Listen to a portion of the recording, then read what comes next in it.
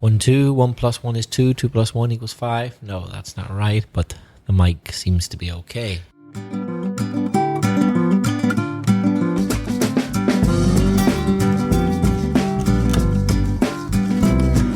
Hello and welcome to Aprender Inglés con Reza y Craig, episode 117.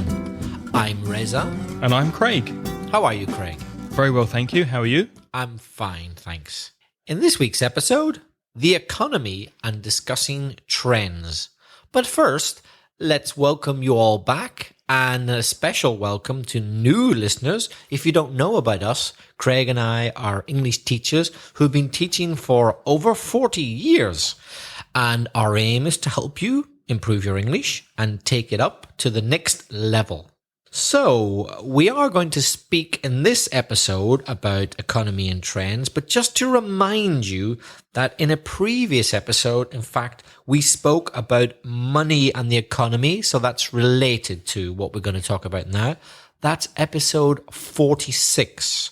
So if you go to inglespodcast.com/46, you should find more useful vocabulary related to today's talk. Craig, have we got any listener feedback? No, we haven't. It's been quiet because it's the summer. People are on holiday. Maybe you're having a break from your English at the moment. So we don't have any voice messages or emails to read or play for you.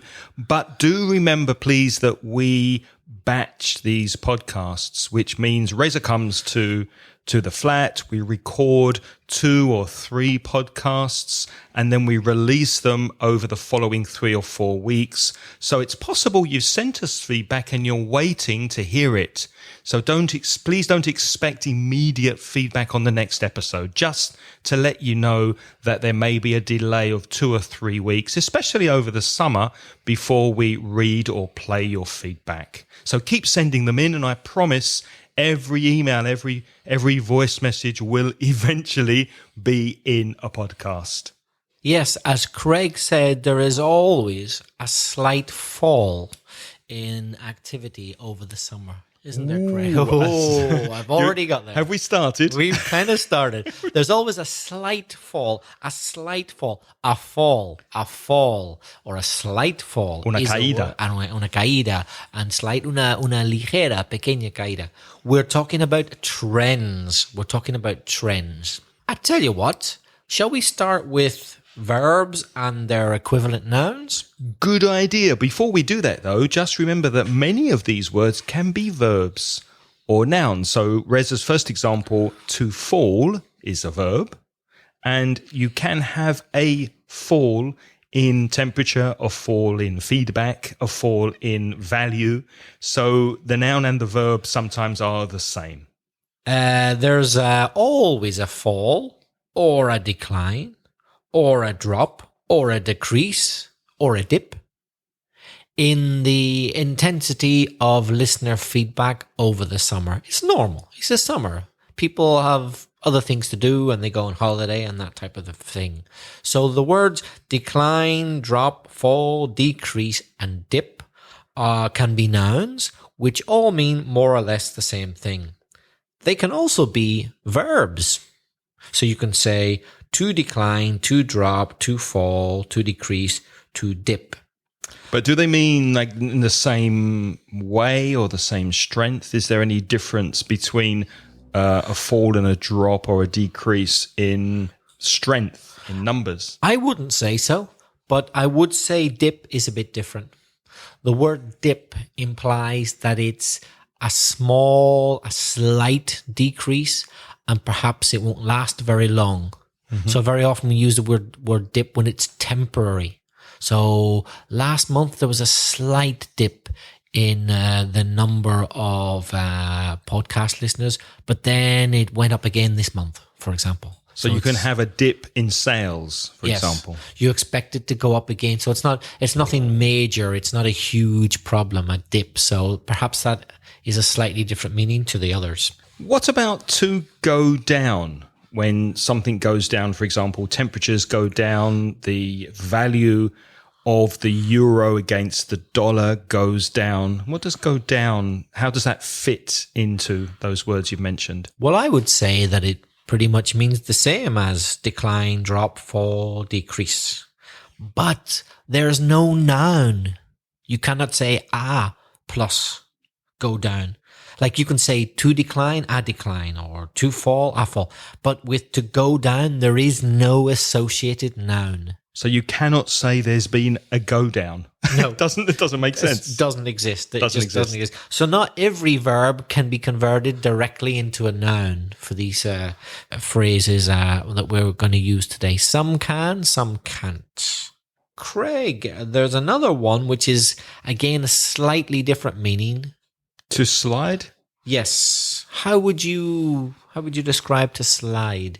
Well, when I think of to slide or a slide, I think of deslizar in Spanish. Right. So, for example, you would slide down if there's ice or something is slippery, deslice, then you slide down it. So I suppose you could use a slide in numbers. Is that correct? Yeah.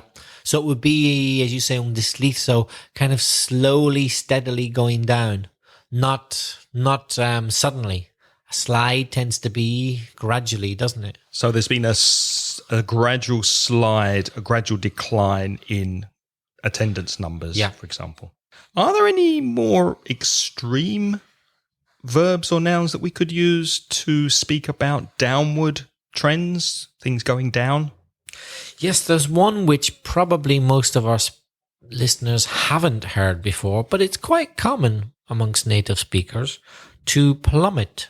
Plummet. That's Plummet, to plummet. That's quite strong, isn't it? That's quite sudden. Yep. Quite extreme. Yes. To plummet is extreme and big decrease. Yeah. Quite easy to remember.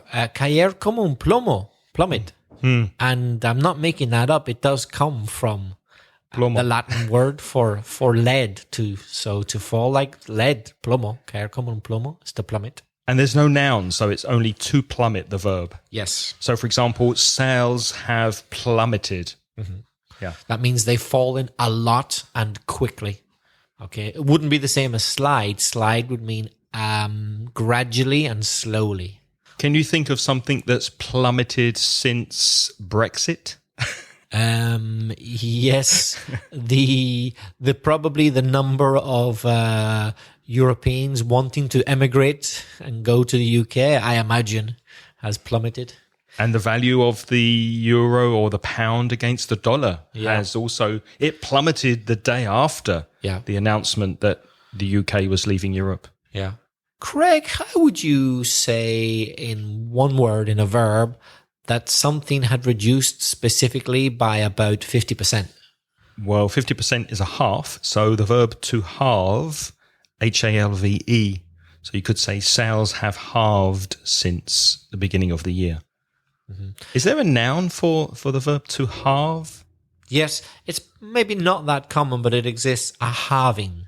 So you could say there has been a halving in sales. Yeah, that's strange. Halving, halving, not having, not like I'm having a party, but halving with an L in the middle, silent L, as Craig said earlier. But the verb is more common, right? It's to halve sales or to halve costs, etc. You said the verb plummet, Craig. Can you think of another extreme one beginning with the letter P? Well, there's plunge, Plunge, to plunge. That reminds me of somebody jumping into a really, really cold swimming pool or pool of water, because there are plunge pools. When you go to a sauna and you get really, really hot because of the steam, you go after to a very, very cold pool of water called a plunge pool, and you jump in. So the idea of plunging, when something plunges, it just goes down very, very quickly. Like someone diving into water. Yeah. So, for example, there's been a plunge in the number of people learning Chinese, for example. It's gone down drastically. Mm-hmm. Similar to plunge in its origins is the word nosedive. If you plunge into water, you might dive in and your nose might go in first. into the water. So to nosedive is similar to plunge. It's to go down very quickly. Is that from the aeroplanes? Because aeroplanes have a nose and they nosedive, don't they? When they go down quickly. Ah, right. That's probably where it comes from, is it? The nose of the plane going down quick. Okay. Mm-hmm. So that's a noun also. A nosedive and to nosedive. I can think of one more which is pretty common as an extreme verb or noun, and that is to tumble or a tumble. For example, not long ago, the price of oil tumbled. Mm-hmm. It fell a lot. Of course, you also have a tumble dryer to dry your clothes, because to tumble means to go round and round and round, also to tumble over continuously. But in this sense, to tumble means to drop extremely, to go down.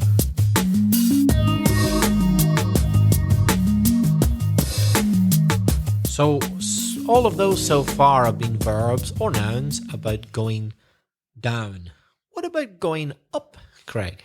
Well, there's to rise, prices rise. Obviously, the sun rises, it goes up.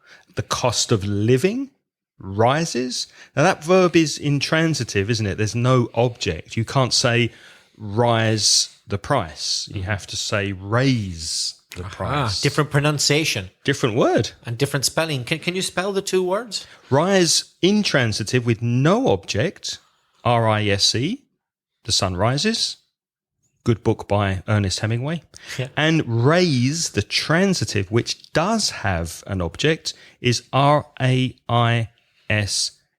For example, you can raise someone's salary. You can physically raise a chair or raise your hand to ask a question. So R-A-I-S-E is the transitive one with the object, and R-I-S-E is the intransitive one with no object. Both mean to go up. And just to emphasize the pronunciation, R-I-S-E, the vowel sound is I, like my or sky, I, to rise.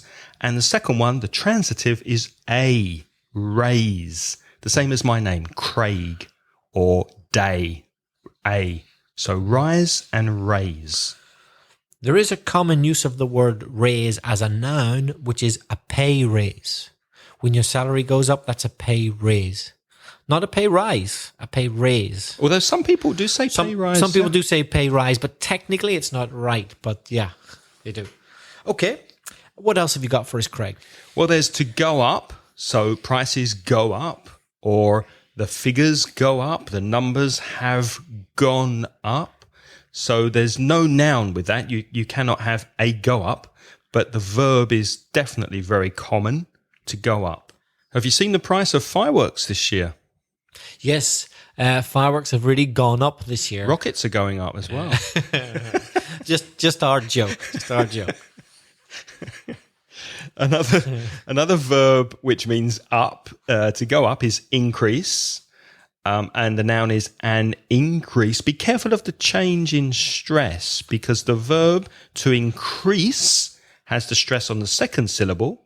Listen. Increase, and the noun, same spelling, has the stress on the first syllable. An increase. An increase. So an increase in prices.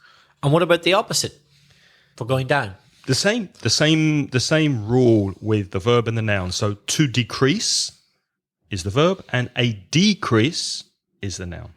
Okay, another verb which is common to talk about things going up is to improve. Prices have improved. They've gone up. Now, of course, you might not be happy that prices have gone up if you have to buy something. You might not consider that a good thing. So that's a strange use of the word improve, because improve can also mean to get better, of course. For example, by listening to Aprender Inglés con Red and Craig, believe me, your English will improve.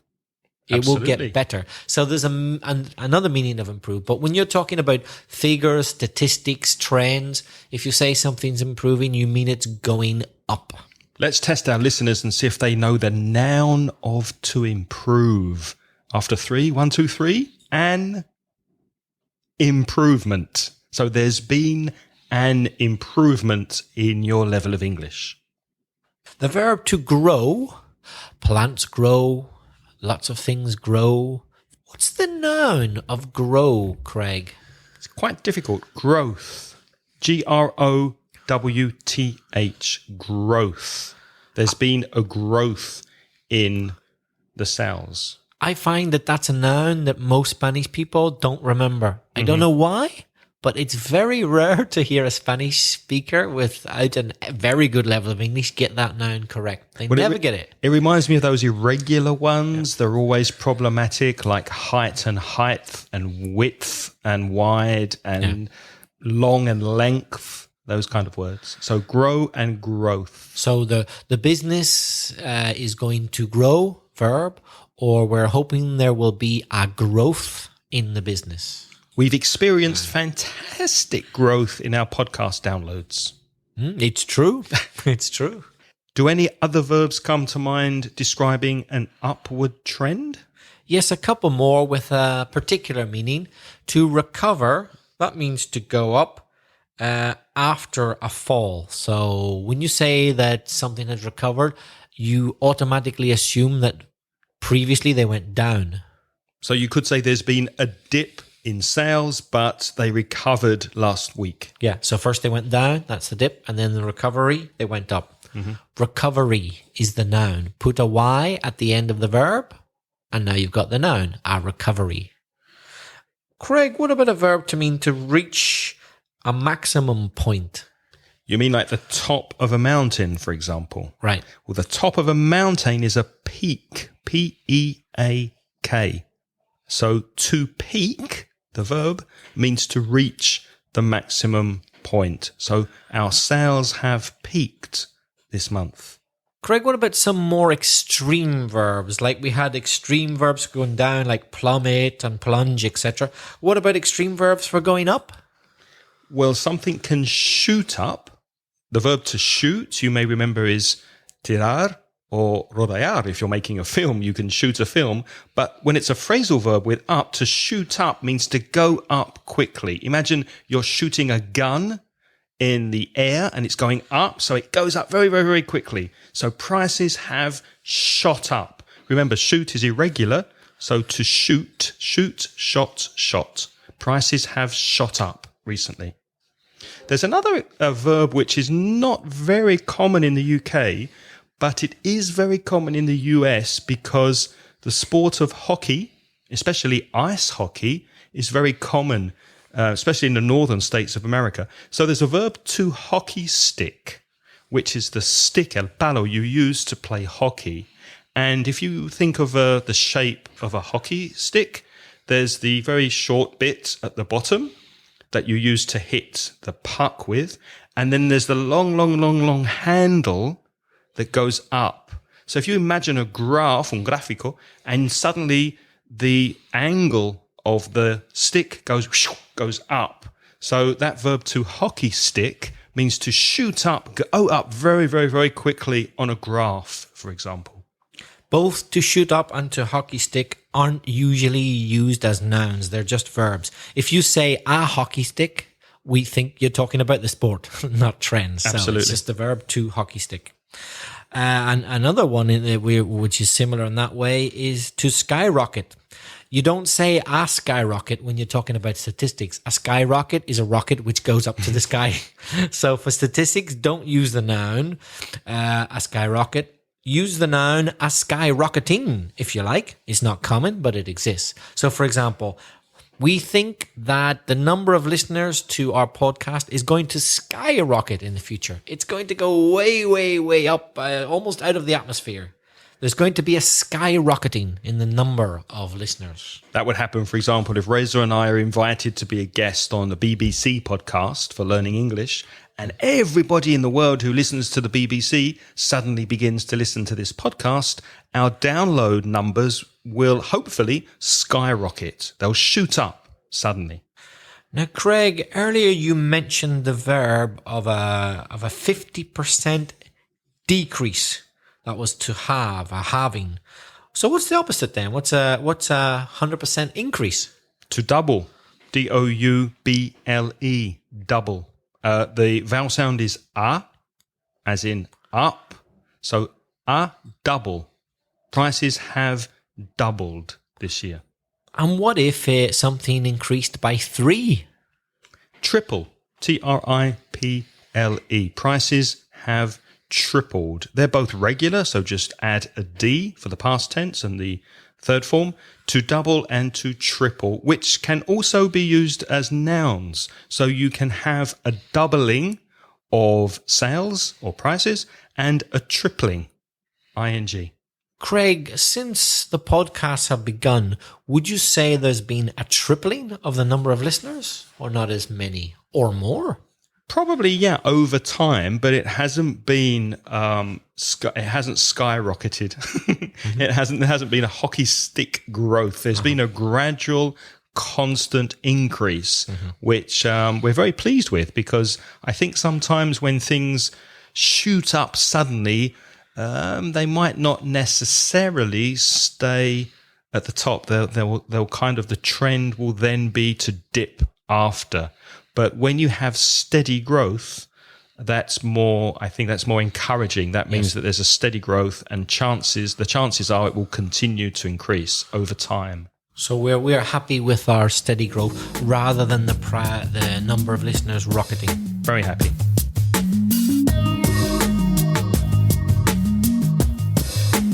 There's one more verb, a noun, which is, well, I'll say it and then we'll get Craig to say it, because we might not say the same thing.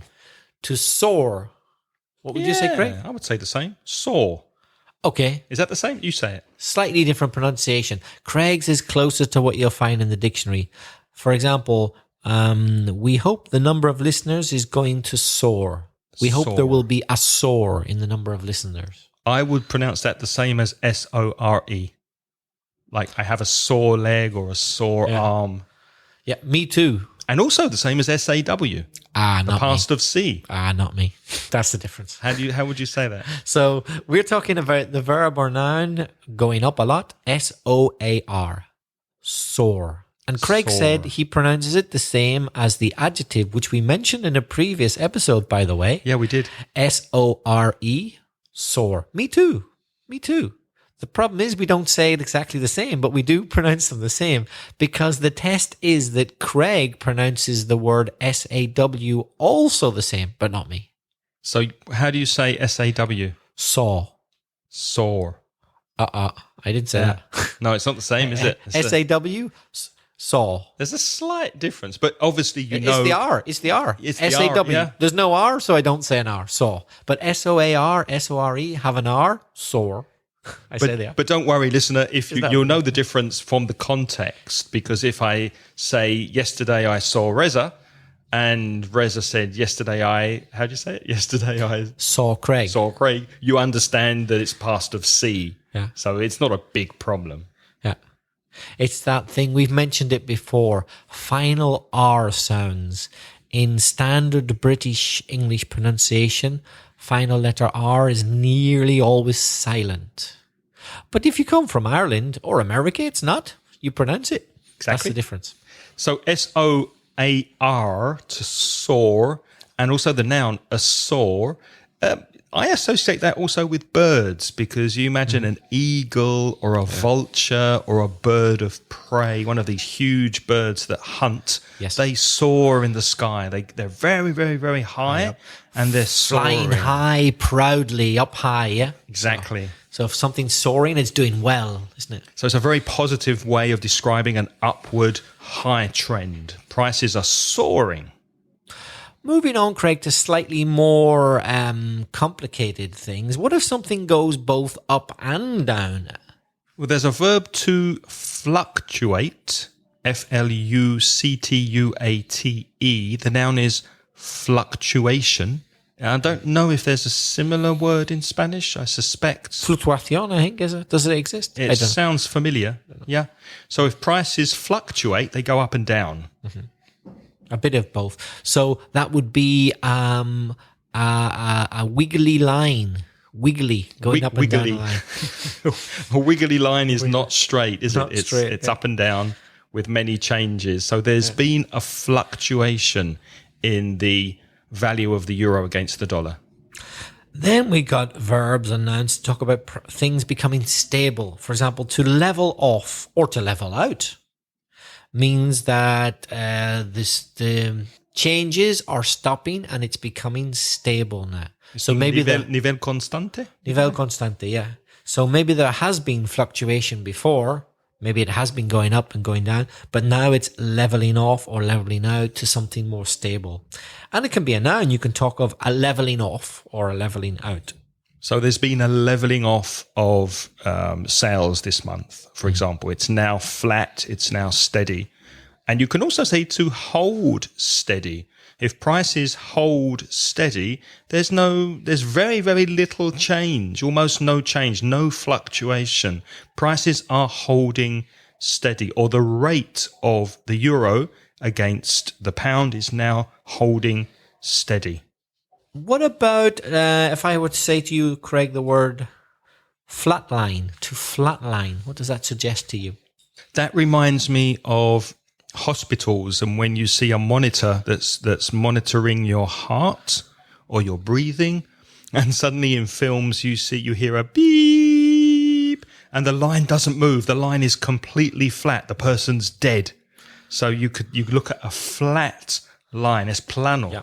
In other words, the peaks have disappeared. Exactly. There's no peaks, there's no up and down, so there's a flat lining. To flatlines is just a straight line, no movement. I think you've got one more for us, Craig, haven't you? Yeah, there's another one, to even out, which is similar to flatline, but when you have peaks going up and down, you can have a more constant graph or more constant picture of what's happening when things even out. I'm not sure how you'd say that in Spanish, but es más regular. It's more normal. Mm-hmm. There's a funny play on words you get, play on words, un juego de palabras.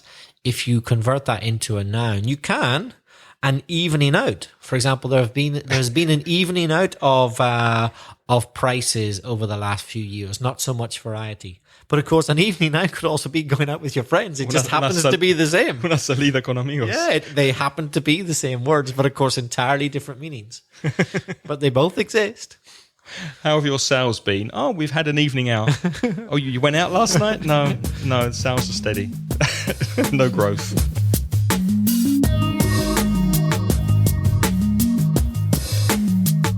I think that's it for up and down stable trends. What about adjectives together with noun phrases, or maybe verbs with adverb phrases? Yes, so a lot of the words that we've talked about are often put into collocations, and some other words that we haven't mentioned yet. So we often have typical adjective, noun, or verb and adverb collocations phrases. I tell you what, why doesn't Craig say the adjective noun phrase, and then we'll give you a few seconds to see if you can guess how that would convert to a verb adverb phrase, and I'll tell you the answer. Shall we do that? Yeah, let's give an example. So these again are modifying adjectives, aren't they? So you've got a noun or a verb, and you're modifying the noun or verb with an adverb or an adjective. So if we speak about an increase, for example, we could have a significant increase.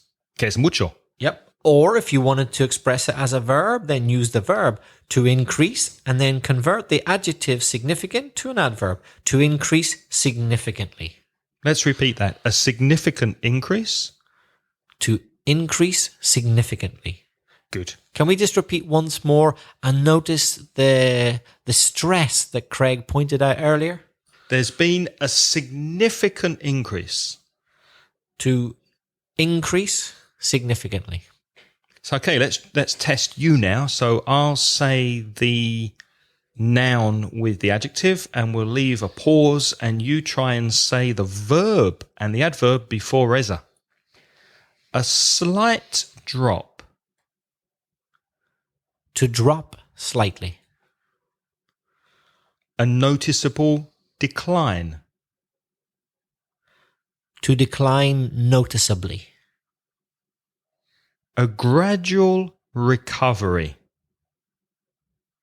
To recover gradually. A steep rise. To rise steeply. A substantial growth. To grow substantially. A sharp decrease. To decrease sharply. A dramatic jump. To jump dramatically. A moderate recovery.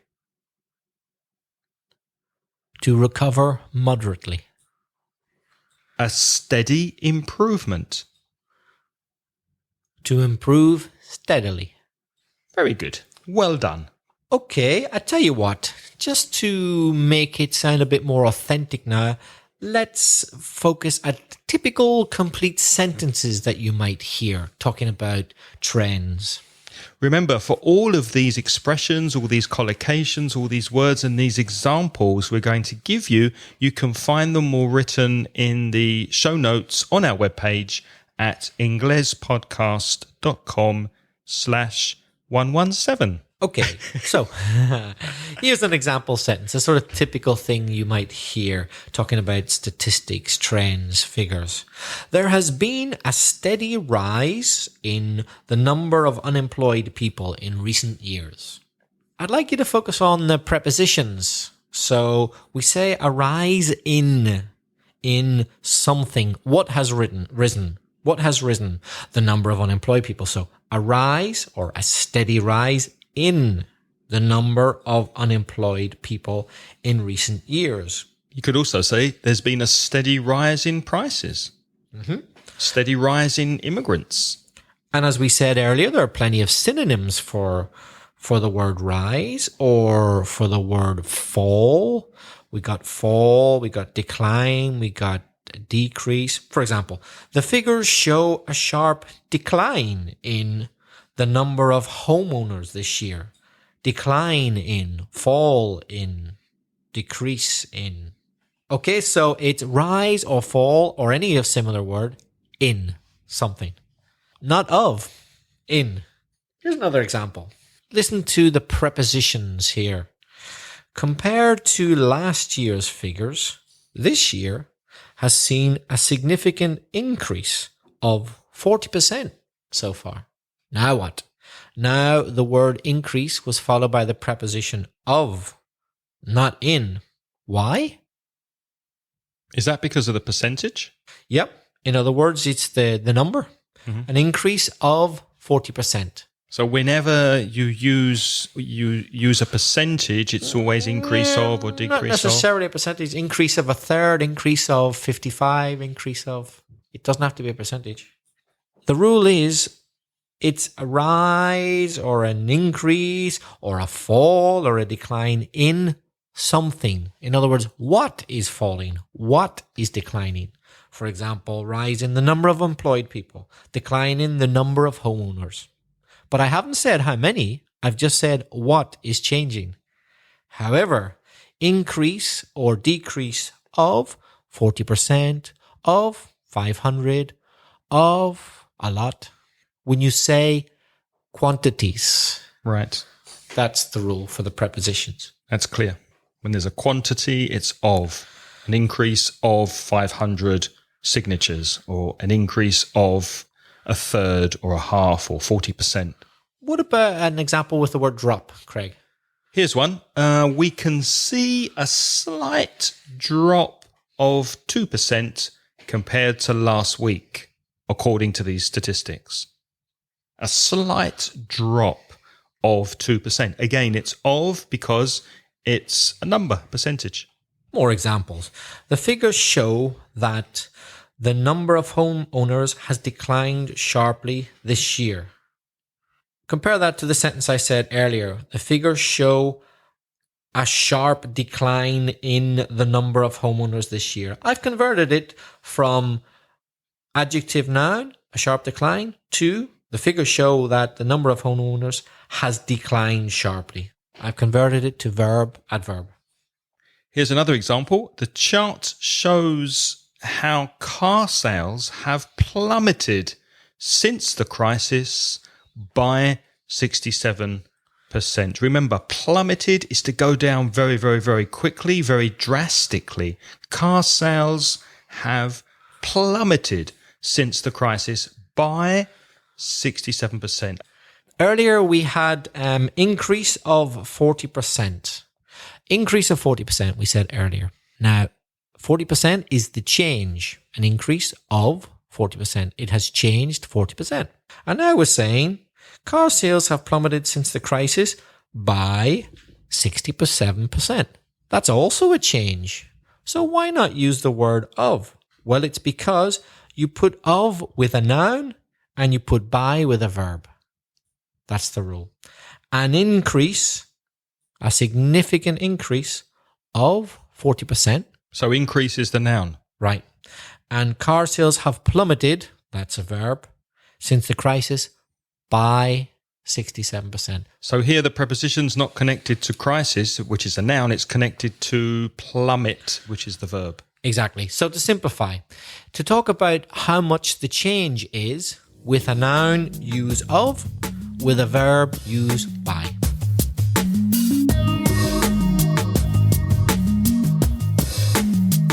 The next example is with flatlined. If you remember, to flatline is to constantly be a line with no change.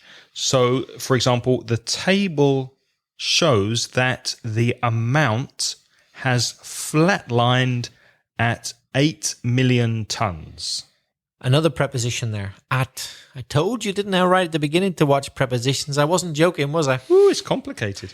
I wasn't joking. So we've had increase of 40%, drop of 2%, plummeted by 67%. Now we have has flatlined at, because I think at es el punto que es constante. Exactly. No? So it's flatline at 8 million ton. It hasn't moved above. It hasn't gone up. It hasn't gone down. It's stayed at this point. Exactly.